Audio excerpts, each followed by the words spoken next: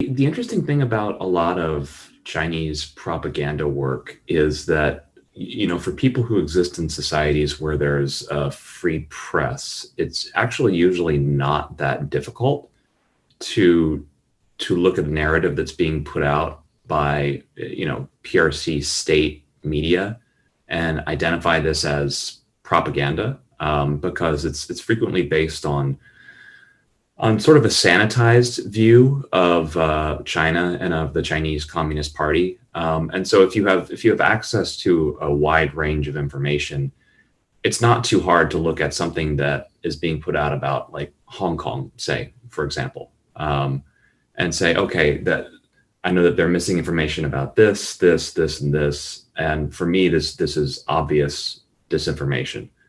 Um, the point of a lot of the state media disinformation that's being put out is not necessarily to convince people who have access to a wide range of information, but to sort of draw a line in the sand and to make a declarative statement of what the party state believes the proper view of the world is. And if that doesn't convince you or me, that's okay, because that's only one part of the propaganda outreach of the party state. Another part of it is attempts to, if that's the message, then it's also attempts to capture the medium, to capture the platforms through which information is transmitted, such that it becomes unacceptable to put out messages not approved by the party state. So one example is the party state's capture of Hollywood and Hollywood's unwillingness to put out messages unacceptable to the party state. There's any number of media outlets in the rest of the world now that can be critical of the party state, but I think in an ideal world for the party, that actually wouldn't be the case. There would be so many sources of pressure on these outlets that it would be very difficult to put out alternative viewpoints.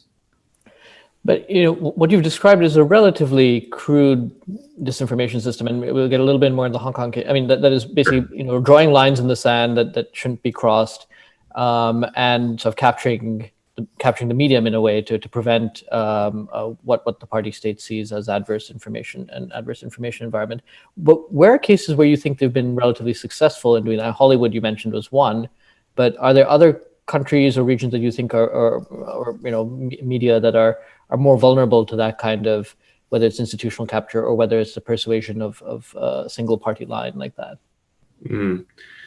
Well, I have to say I've not looked at this in any great depth, but I am aware that Bollywood is now doing quite a bit of business in China. And so I just the way that the institutional interests are lined up there, I would wonder whether or not something similar is happening in that case as well. I think the biggest success of the party's efforts to present a certain version of China, of the party state, up until relatively recently, was that they had been quite successful in instilling a global perception of China as a relatively benign, rising power of the future. That's the preferred image the party state has. The notion that China's rise is inevitable. There's no need to think too hard about it or to problematize it. These are sort of notions that I think were taken for granted among many circles globally up until recently. And part of that is because, the best propaganda does to some degree reflect reality, but that also was a conscious effort by the party state to instill that sort of perceptions, particularly among groups of people where it's important that they believe that. So important business leaders, important media leaders, important leaders in government in other countries. The party puts disproportionate effort into outreach to elites, people who have actually have the opportunity to travel to China and to interact directly with interlocutors in the party state. There's a lot of time and money and effort put into shaping the perceptions of folks like that. And I think it paid off, frankly, up until probably 2 or 3 years ago, when sort of the less benign aspects of China's rise became too obvious to ignore. A quick follow up on that, and then I'd like to bring Elise into this conversation. First of all, what changed 2 or 3 years ago, in your view, that led to this change? I mean, why is it now that people are talking about it? Whether you go to Central Europe, whether you go to Taiwan, whether you go to frankly India or U.S., Canada, why is it sudden? What changed suddenly that people seem to notice this, or what changed within China? And then I'd like to bring Elise into the conversation as well. Sure. And I'm sorry, I have to apologize, first of all, that I'm not talking at all about online disinformation, and Sure. we can definitely get to that. Yeah, we'll get to that. But I usually like to situate online disinformation in the context of the broader propaganda effort, because I think you can't really talk about one without talking about the other.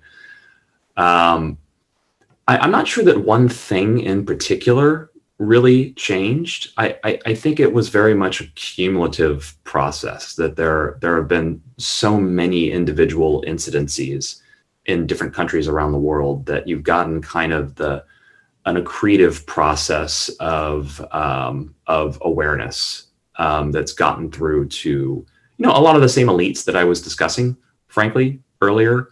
I think Elise, you can sort of confirm this for me. I feel like there's been a huge sea change in Australia, really in just the past, maybe not 2 or 3 years, but maybe 3 or 4 years in Australia, particularly since the emergence of information that businessmen connected to the party may have been trying to capture the political elites there. But you've sort of seen individual processes similar to that playing out in many places around the world. Many individual countries now are having to deal with coercive economic diplomacy or coercive messaging from PRC diplomats. And it's really just been in the past 2 or 3 years that shift in PRC behavior, I think, has become particularly apparent. And I don't think it's necessarily, to some extent, it's because of a change of approach in the party state, but I think really it's just the natural outcome of the accumulation of power. As the party state becomes more powerful, the tendencies it holds in trying to hold power domestically will become more obvious in other countries. It is an authoritarian state. It relies primarily on force to remain in power domestically. So it's not a surprise that we're seeing a lot of this outside of the country now.